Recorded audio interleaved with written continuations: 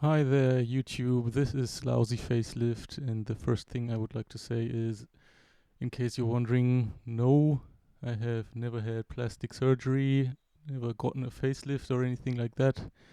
That is just a silly name that I made up for myself to make myself interesting. Maybe you're watching this video right now thinking, I think he looks like he does have a lousy facelift, but then you're an idiot. Okay, I am going to talk about the Korg EMX, which you can see right here. And I have heard so many things about it that simply weren't true that I decided to make a little video on this and kind of put things straight. There are a couple of things you need to know about it when you are thinking about buying it. First of all, you probably already know that this is a synthesizer. It is not a sampler. It does have a line-in function. That's what I'm using to hook up a mic to it. I'm using it right now. The audio out goes out of its headphones output into my Q3HD camera. And so you can put external audio in the machine, but you cannot record it. You can use it with its effects to manipulate the external signal a bit, but that's about it. It is a monophonic synthesizer. It has 5 synth parts right here. All these are drum parts. 6 A and B are meant for 2 different sounds, but it only uses one of these sounds at a time. Think about a open and closed hi-hat. You would put a closed hi-hat on A, open on B, and you can never hear them both at the same time. Same for 7A and B. Now it has 5 synth parts, and it uses the synth oscillator function, which you can see right here. All of these functions only work for the basic waveforms that it has built in. Like this is a saw wave. You can see it right here. It has these basic waveforms: saw wave, pulse wave, triangle wave, sine wave, like almost any other subtractive synthesizer. And like I said, it is, or I don't know if I have already said, it is monophonic. That means you press down a key, hold it down, press another key. The second note cuts the first one off. But there is a way to play chords using just one key on each part when you use the chord function. Like so. Like I said, these functions up to PCM, where it says PCM plus comb or PCM plus wave shaper. Up to here, these functions only work with the basic waveforms, but also when I choose these PCM waveforms, there is a small section.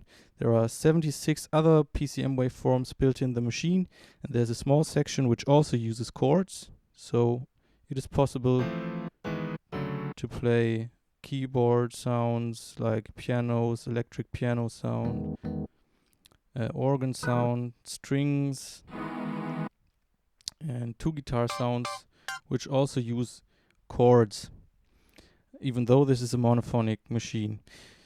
Okay, it is not a velocity sensitive device, which means that you cannot record velocity data with its built-in sequencer. It responds in a velocity sensitive way when you hook up a MIDI keyboard to it or an external sequencer that sends out velocity data, but the sequencer that it has built in does not record velocity values. Okay, there is a function that makes up for this problem a little bit, which is the accent function. I'm trying to demonstrate that. This is a hi-hat sound. I've just put in 16th, 1 bar of 16th notes using a closed hi-hat. It sounds like this. All the notes sound the same. Now I activate the accent function, and I can now select the notes on which the accent function should be applied. And when I have the accent key activated, I can then decide with this level knob right here whether this accent effect should be a bit more intense or a bit less. So when I move this knob to the left, there's hardly any difference between the louder and the softer notes. When I turn this to the right, okay, the difference becomes obvious. Okay, so that adds a little bit more of dynamics to the sound.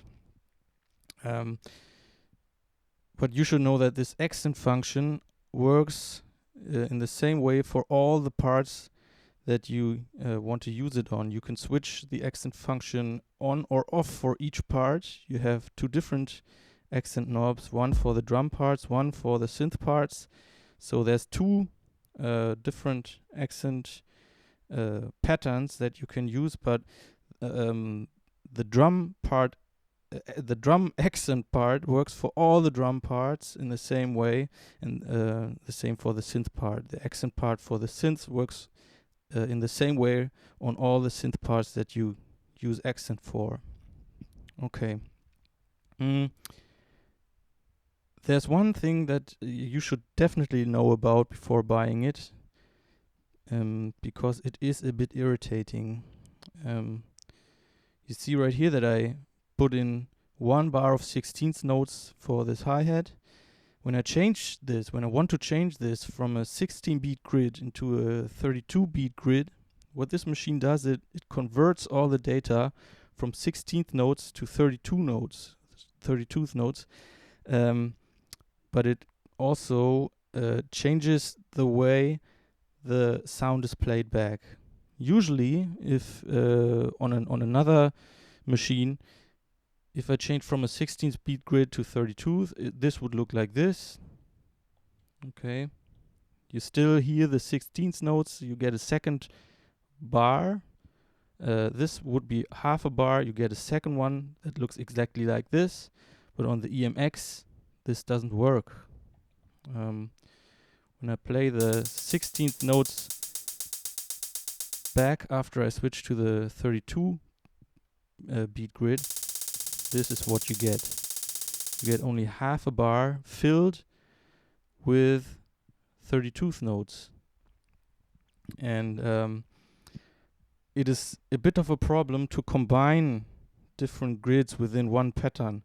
There is a roll function that can sort of make up for this problem a little bit. I can activate it any point I want. Oh, I'm on the accent part.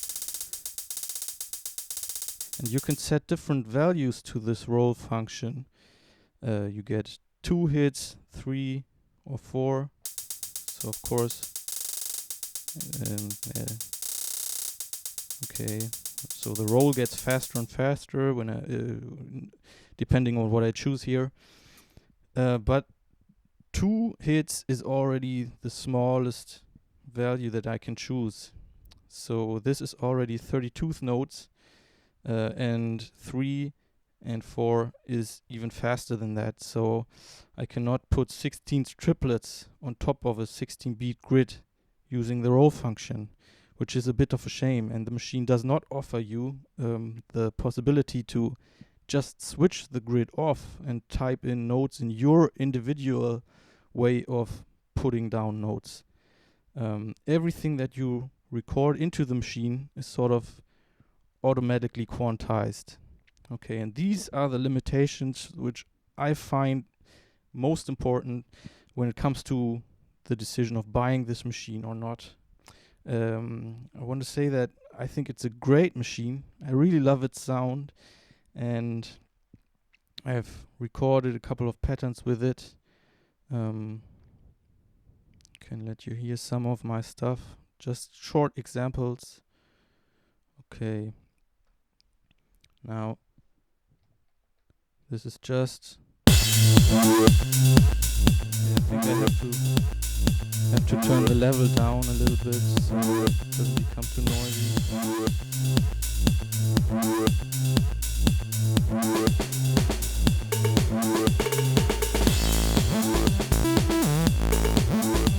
And then you can vary.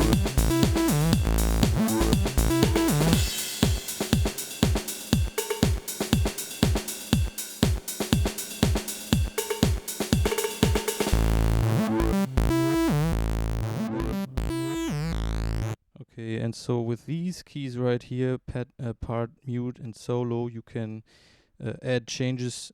You can do live stuff and change the pattern that you are playing. But I'm not really going to do that right now. I'm going to load up other videos where I'm doing this some other time, sometime soon. And I just wanted to give you basic information on this device if you're thinking about buying it. I hope you found this helpful. Thanks a lot for watching, and bye-bye.